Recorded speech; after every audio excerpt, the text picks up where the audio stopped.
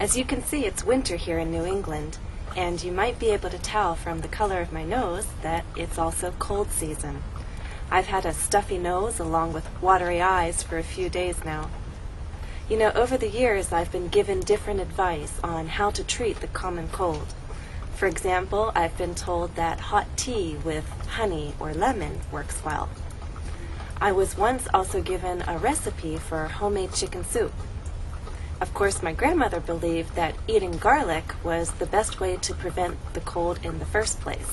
But I never could follow that advice because garlic makes your breath smell. What have you been told? How do you treat the common cold?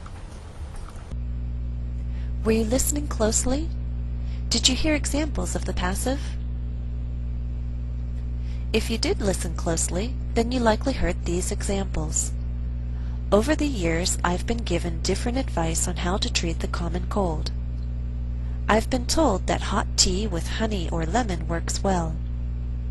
I was once also given a recipe for homemade chicken soup. If you watch the first lesson on the passive, you'll remember that we make the passive voice with the form of be plus the past participle. For example, I was given a recipe. Our form of be here is was. Given is our past participle.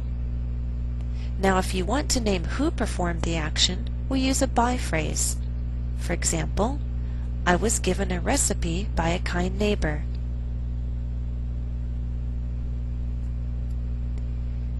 Now remember, when we make the passive, we make it with the help of transitive verbs. Transitive verbs take objects. Consider this active sentence. A kind neighbor gave a recipe to me. Give is your transitive verb. What are you giving? A recipe. So let's take a recipe and make that the subject of our passive sentence. A recipe was given to me by a kind neighbor.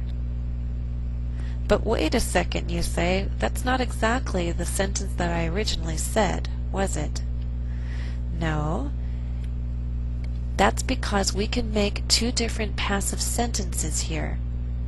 Look at the first. A recipe was given to me by a kind neighbor. And the second, I was given a recipe by a kind neighbor.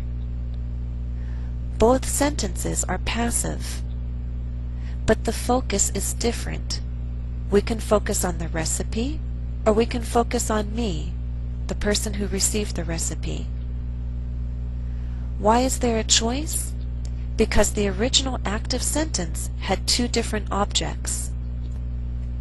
Remember, in English we can talk about direct and indirect objects. Let's look again at the active sentence. A kind neighbor gave me a recipe. We could also say, a kind neighbor gave a recipe to me. Now it's the second sentence that makes it a little more clear, because here we can see that a recipe is the direct object and me is the indirect object. It follows the preposition to. Taking the direct object, recipe, and making that the subject, our sentence becomes, a recipe was given to me by a kind neighbor. And note, when the direct object becomes the subject of the passive sentence, we keep the preposition to.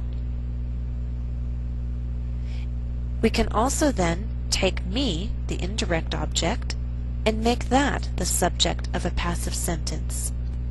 I was given a recipe by a kind neighbor.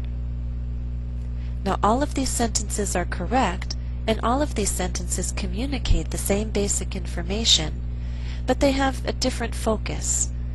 Do you want to focus on who gave the recipe? Do you want to focus on what the neighbor gave? Do you want to focus on who got the recipe? Let's try a couple exercises. Exercise 1. Change each sentence from active to passive. Make the indirect object of the first sentence the subject in the new sentence. Use a by phrase only if necessary. Example. Over the years, people have given me different advice. What's the indirect object? Me. So using that as the subject in your passive sentence, we have, over the years, I've been given different advice. Do we really need to use a by phrase? No, it's not necessary. Number 1. Companies offered several different jobs to Daniel. Answer: Daniel was offered several different jobs. 2. In that restaurant, uniformed waiters serve customers gourmet meals. Answer: In that restaurant, customers are served gourmet meals by uniformed waiters. 3.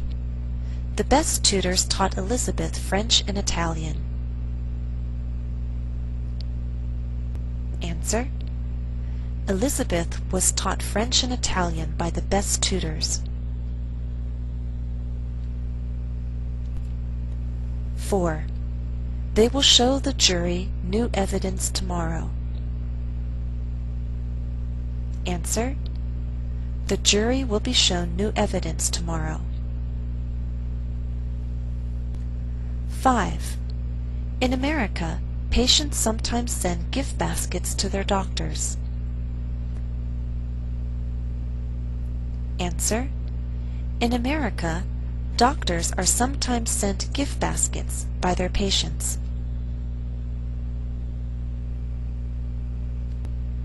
Exercise 2.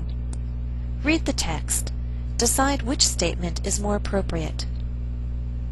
For example, study the sentences below, and then I'll tell you the best answer.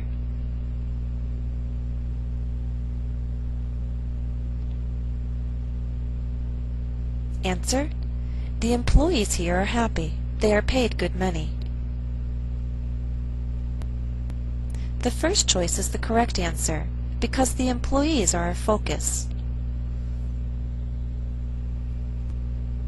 1. Again, study the sentences, read it both ways, and then I'll tell you the best answer.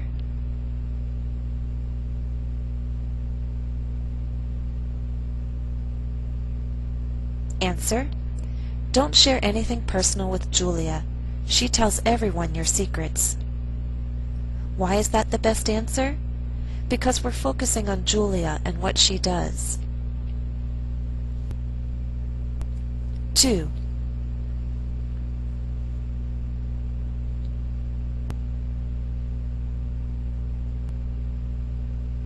Answer: It was time to announce the contest winner. Mr. Johnson was handed the envelope. He opened it, cleared his throat, and read the name. Why is that the correct answer? Because it's not important who handed Mr. Johnson the envelope, so why focus on the word someone? 3.